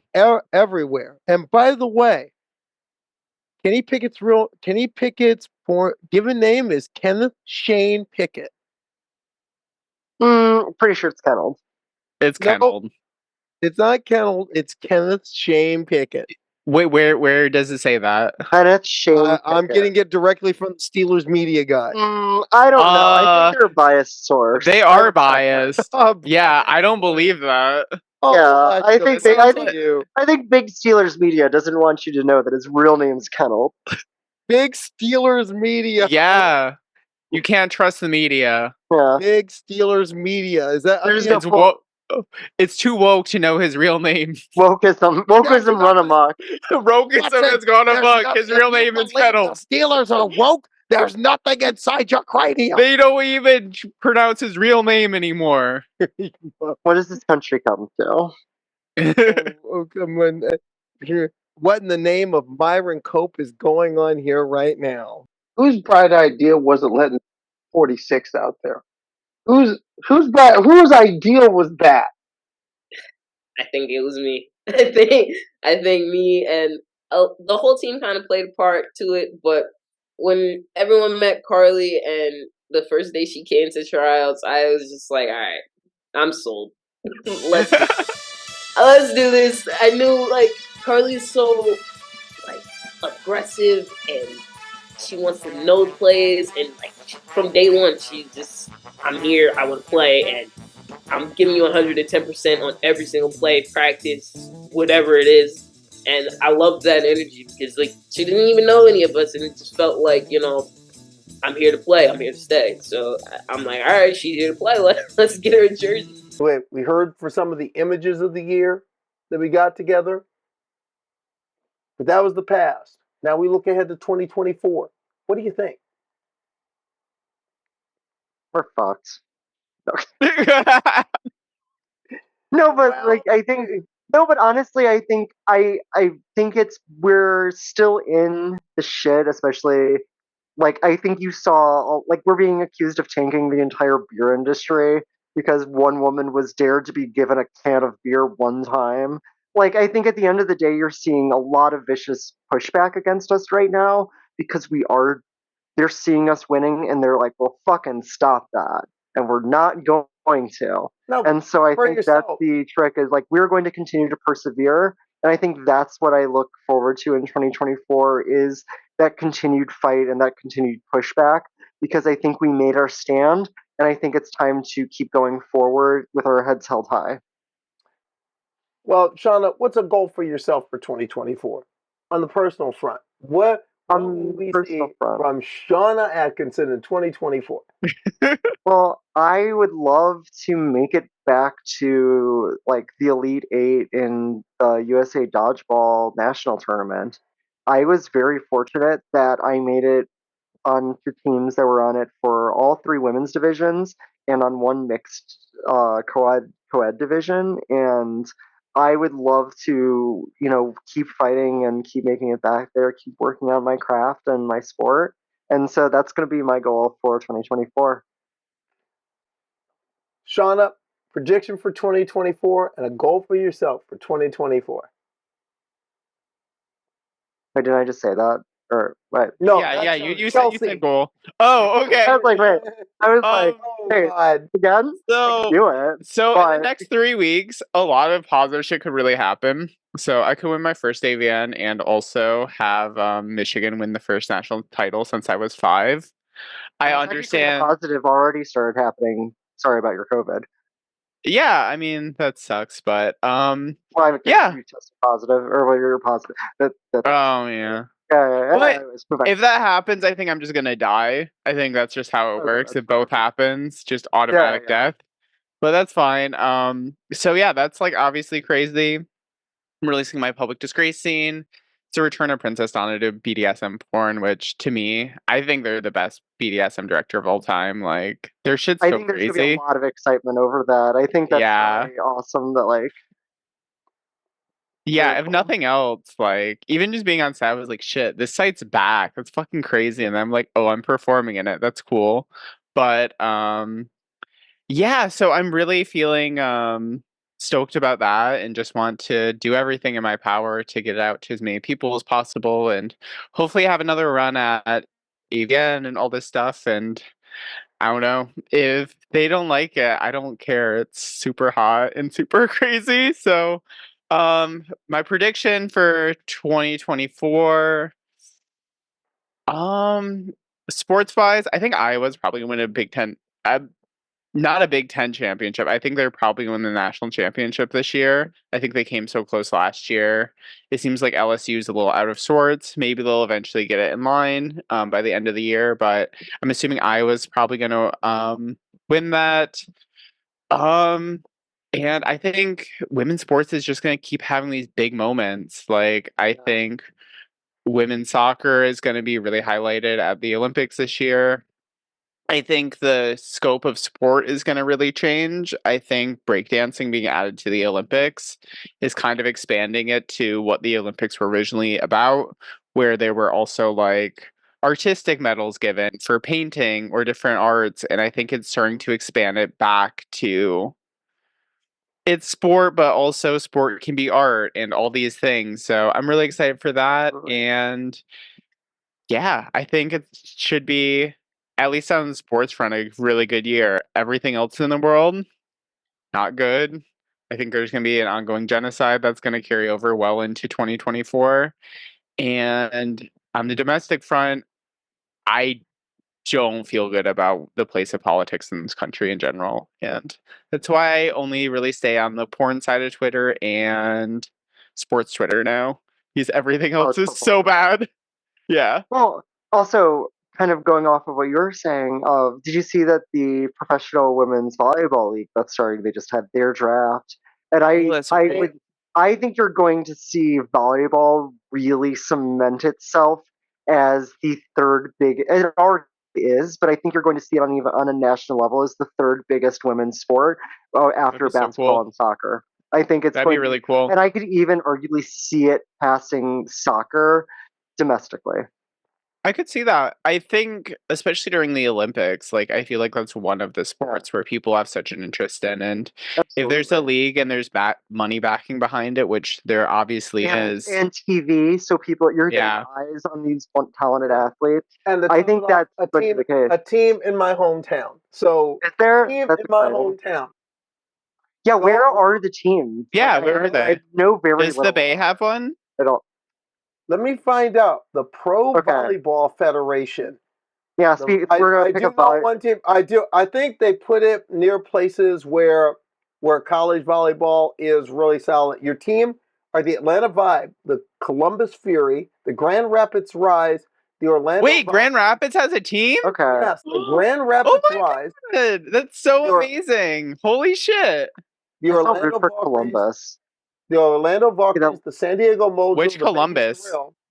Columbus Fury. Columbus, Ohio. Oh. Yeah. Okay, but the Columbus Fury logo is pretty fucking slick. Let me see the Grand Rapids one. I love the color scheme. That's actually all about. There's one more team I didn't name. Last and most importantly, last and most importantly, the love that. Supernovas. Okay, these are fucking fire. These are great. I am all about this. Like, oh wow! Other than the Griffins, this is our best logo. That's really cool. Cool logo. Like, okay, like I'll do. Like, look at that. Are they playing at Van Andel? Like, I love it. Are they actually playing in the cities, or is this like some weird thing? Like an Overwatch League type. Oh my god, they are playing at Van Andel. In cities.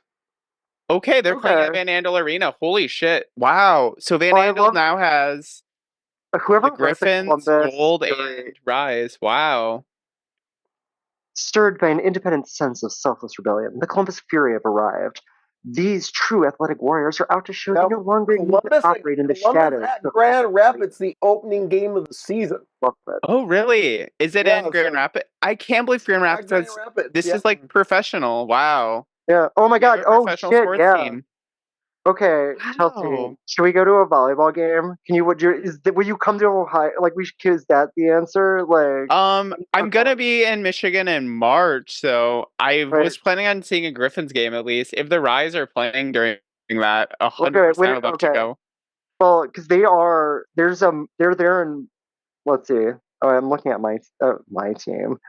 I was already adopting them, I guess, because I have such a hesitation into, obviously, as we discussed, adopting Columbus, but I'm willing to do it for women's sports. I think that's a fair compromise. I feel like you guys hate every other city in Ohio, and I think that says a lot about Ohio, that y'all don't even like each other. So I guess that's okay, Karleigh. Which team are you rooting for? Is there a team near you that like? No, the team Omaha. Oh yeah, you the Omaha Supernovas. Omaha, yeah. Yeah, obviously, yeah. Omaha Supernovas. And I'm pretty sure they're going to get a lot of former Huskers and some former Mavericks and former College of St. Mary's players and former Kearney State players, former Wayne State players to get in to be a part of it. So it's going to be people that people know. And this is like Omaha's fourth go-round with the pro volleyball team.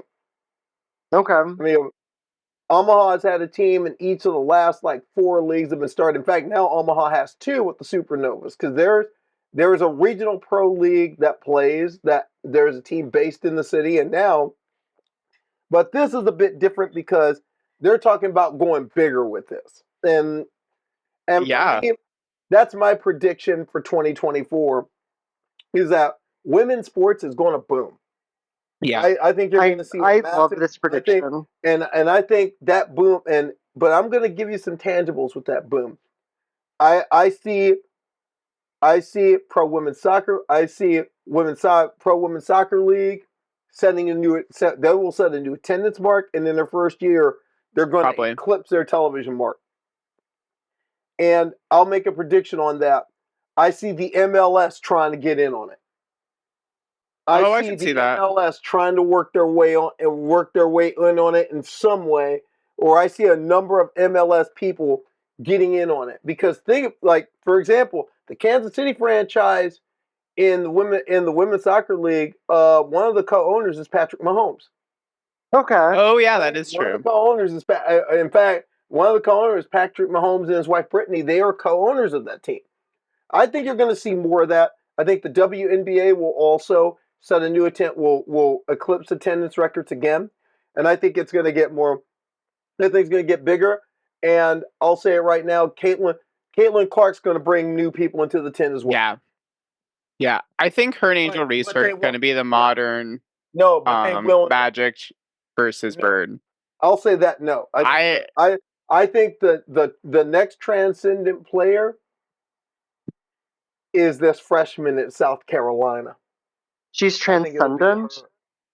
I think she's going to be trans. No, I didn't. Shauna. I was just wondering. So I think Caitlin Clark's going to be a great player in the league. I do. Iowa will not win the national championship. Let's say Caitlin Clark stays a year, another year. Let's say she stays another year, and Angel Reese stays another year, and you're the women's team at Chase Center right down here in SF. Who would your first pick be? To be honest, Caitlin. Yeah, I think she fits what we expect out of basketball here. We expect someone to be shooting from half court and doing crazy shit. Like, I'm going to say this about both of them. The reason I don't see them as a Magic Birds because Magic Bird is Angel Reese is a name. Angel Reese will be a solid WNBA player, but not necessarily a high-tier star WNBA player. And I'll say this, Caitlin Clark won't be either. Is Caitlin you don't think so? Wilson going to be? No. Hear what I'm saying. Will Caitlin Clark and Angel Reese will actually have very similar careers. They'll play about 10 years to 12. They will be excellent players. They will be on the Olympic teams.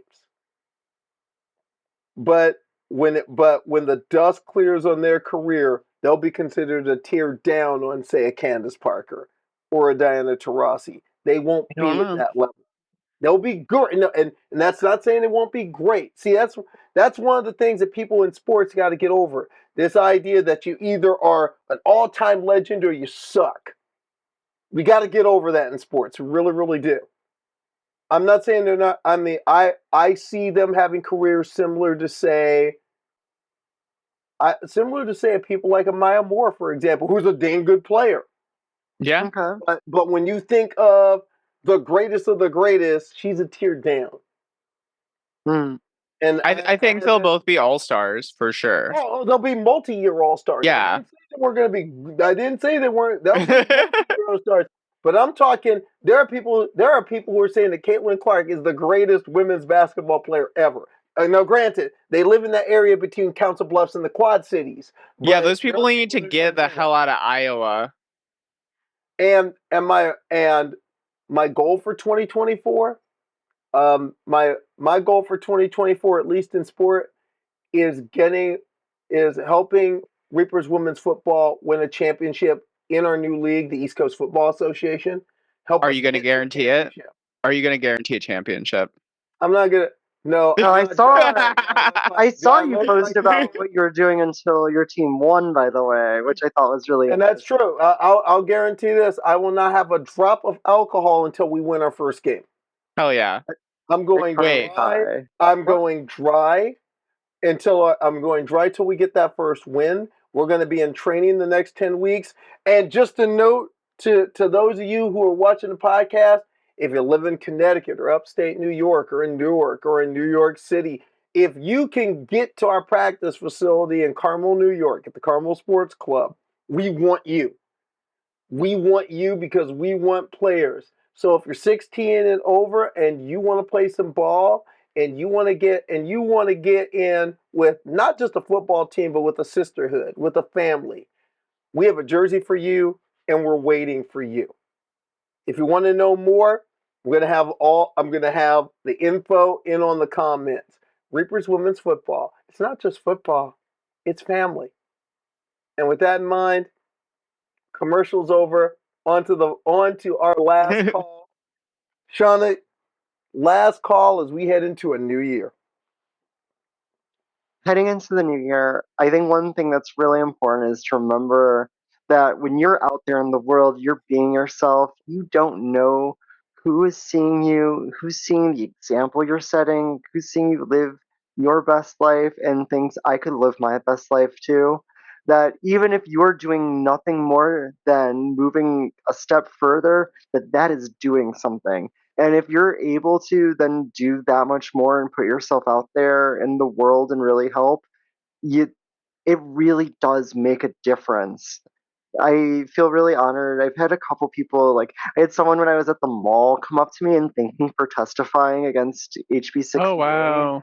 And just like I had a woman last night come up to me and was like just saying how much it meant the world for me that I was putting myself out there, and I thought it was a really sweet thing, and but it's not me, it's any of us that are doing it, and how important it is. Like the HB68 wouldn't have been defeated if it wasn't for the grassroots efforts to have to motivate people to call their representatives, call their governor, to have families be willing to travel and put in the time to plead for their health care.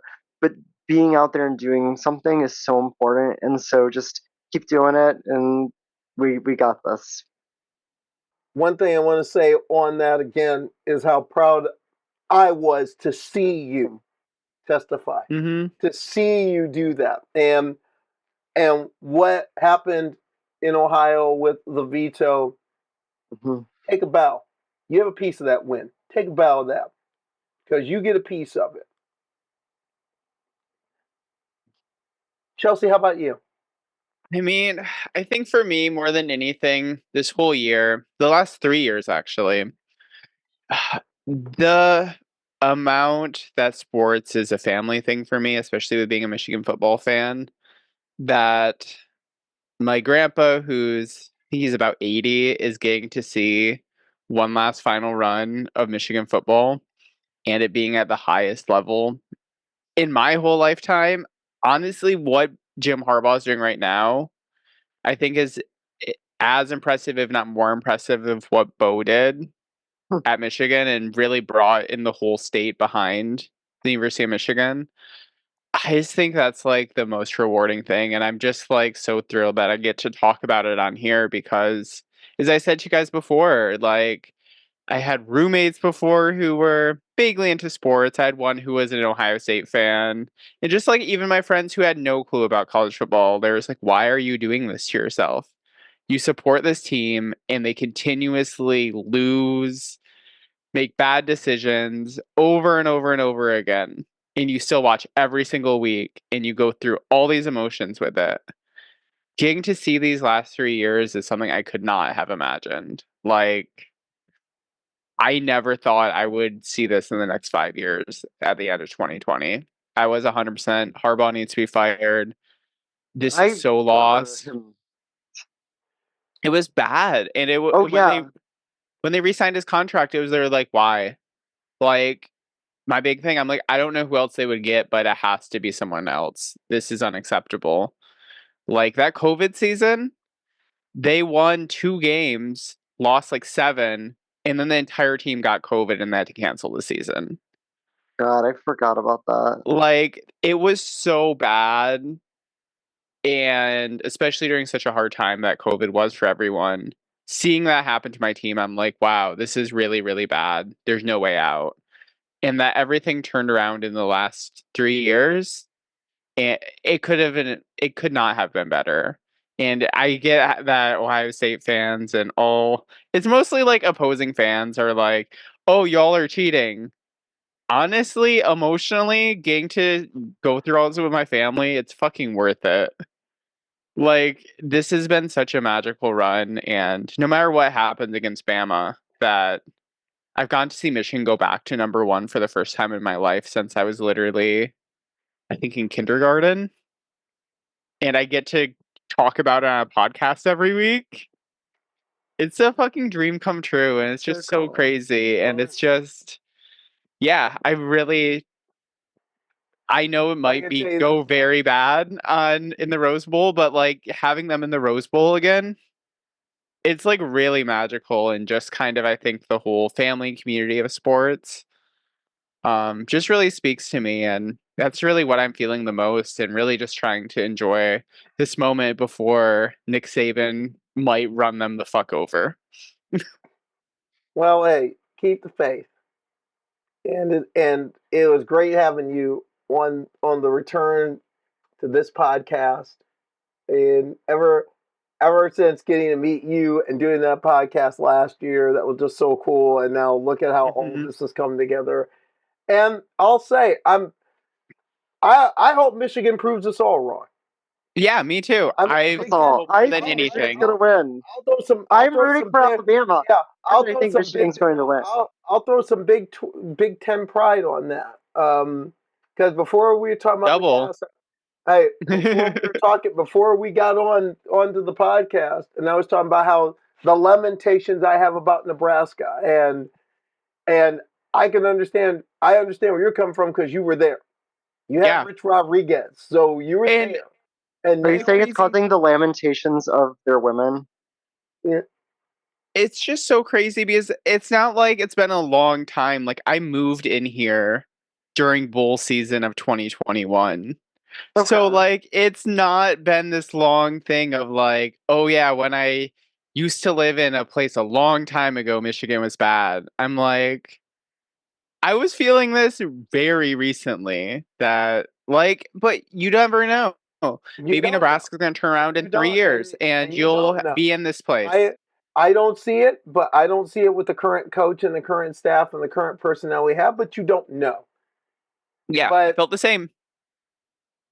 But my last call, I've had some great things happen to me in 2023. This podcast is one of them. I acted in a show and enjoyed it earlier this year. I've been in a couple documentaries that are running right now. One is about to head out to a major film festival in a couple months' time. I got an opportunity to play a game I love. I was named Grand Marshal of a Pride Parade this year. And in many ways, I'm not here without a lot of people. I was at that Pride Parade as a Grand Marshal. I was thinking about my mentor, Janice Booth, a person who at the beginning of my own journey in many ways helped lead me down the initial path for it. And I think of all the people and all the influencers who embraced me at the beginning. And I want to give a shout out to 20 of the most recent. You know, earlier they talked about being basic, and you saw a certain outfit. I wore that outfit the day I met these 20 women. These 20. And they might have like taken a double take for a second. And I went over to that tent thinking, well, maybe they need a videographer. It was a tent at West Hartford Pride for Reavers women's football. They were at Pride. But they didn't see a trans girl. They didn't see somebody who we're not sure about. What they saw was another woman interested in their football team, and one of them took it a step further and said, "You look like you can play a little bit." I didn't think I'd be there. Sure enough, 3 months later, I'm at a practice. 3 months after that, I'm at an indoor practice facility on a turf field, going through the most serious football drills I've gone through since I was in high school. 2 months after that, I'm wearing pads and banging pads and getting knocked around. And a few weeks after that, I'm standing at this sports complex in suburban Richmond, Virginia to play our first game. Thank you, Reapers, for letting me be a part of the ride, and I look forward to 2024. But also thank you for letting me play a part in someone else's story. What Shauna talked about in her final card, be the possibility model you want to see. Well,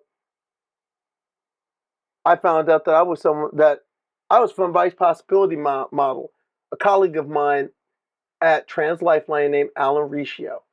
Alan Riccio is diehard Connecticut basketballer through and through.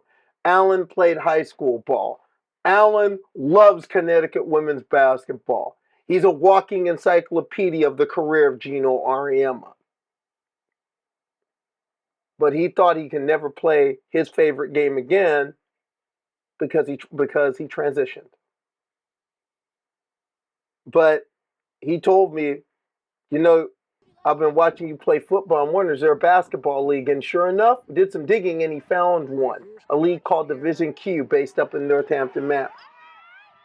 So this proud trans man in his 30s picked up a ball, started shooting again, started doing the dribbling drills again, and was the point guard for his team this season. And I got an opportunity to see him play. He had a good game that game. He was like 3 for 5 from the field. He had 7 points, had like 4, he dropped 4 dimes, he had assists, had a couple steals. They lost by 2 on a late bucket. But he played his heart out. But more so, it was the smile on the face that told everything. And to have a part in his moving forward, I'm honored and I'm humbled. The same way that 20 souls who are close together added me to their sisterhood and left me honored and humbled. And that's ultimately, to me, what sports should really be about, and what this issue of inclusion should really be about. We can talk about the nanomoles, regulations, all these things, and don't get me wrong, we should. We should. There should be regulations. We all agree on that. My league, the league I play in, has regulations. The sports I play, they have regulations. No one has a problem with that. But there should be an open door for everyone to get a shot to play. There should be those open doors. And those open doors shouldn't be closed either by transphobic legislators or a spoiled sport who got upset because she finished tied for 5th and didn't get to take the trophy home and had to wait for it in the mail for 2 weeks. This is the power of sport. Let everyone feel it and let everyone hold it. And that's the Gridiron Girls for this week and the Gridiron Girls for this year. And I want to thank all of you for being a part of this ride since August. I want to thank my 2 co-hosts, Chelsea Poe, Shauna Adkison. You took a leap of faith by doing this. I mean, this is so much It's been fun. a lot of fun. I love it. Yeah, I'm I get to hang out good. with you. Like, you're both 2 of my favorite people who I genuinely likewise. love spending time with, and I love that we have an excuse to hang out and bullshit with each other once a week. Sure. And It's something I look forward to. And I'll have you know, all our people out there, the show's going to undergo some change because we're transitioning. We're transitioning. We love a transition, and sure enough, I think I'm really excited because I think having a more broader name, and at the end of the day, the thing that we end up doing is defending transition. We are talking about how that our right to play, our right to be involved in sport, both as fans and as players. And so, we're getting back on defense, and we're gonna look for a new transition and a little name change. We love a name change. And so, yeah, I know, we know, and there's a name change you don't necessarily have to go to court for. This is going to be great. But hopefully there are fewer transition defense podcast names. Shit, we didn't look that up. But one well, you thing, know what? It's but here's the fine. thing.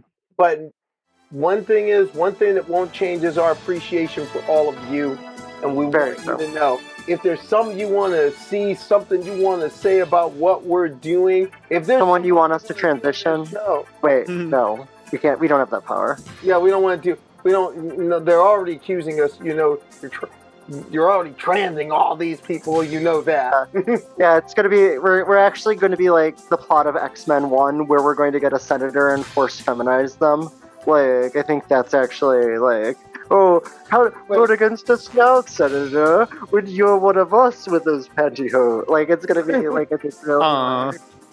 I was not cued in on this, but okay. Oh yeah, sorry. There's some plans afoot, but I was just looking out to style a European soccer jersey into like fashion, but yeah. No, Trans Magneto. That's where we're going.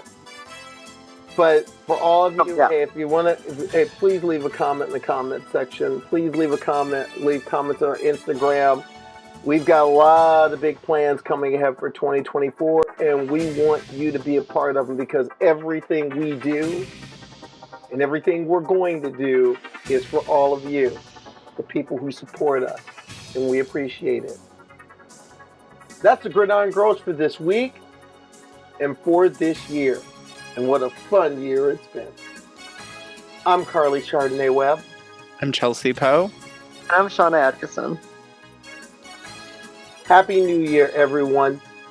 It's 2024, and your name isn't on the obituary page. You're a cheeseburger ahead already. Happy New Year, y'all. We'll see you Blue. Go Blue. Browns, go Bama. Here we go. No more timeouts to take it. Game on the line. Come on. It's Williams in motion. Loose. Yes! Yes! Oh my God! Yes! Yes! Yes! I'm popping off the champagne. Oh my God! Yes!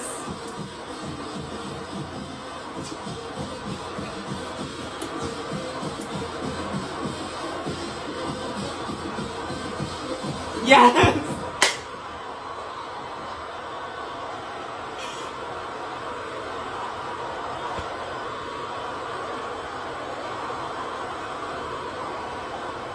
Oh my God. In the end, they put it in the hands of the quarterback, Milroe. Michigan was ready for him. Tears in my eyes right now. Stopped him short of the goal line, and J.J. McCarthy. Oh my God.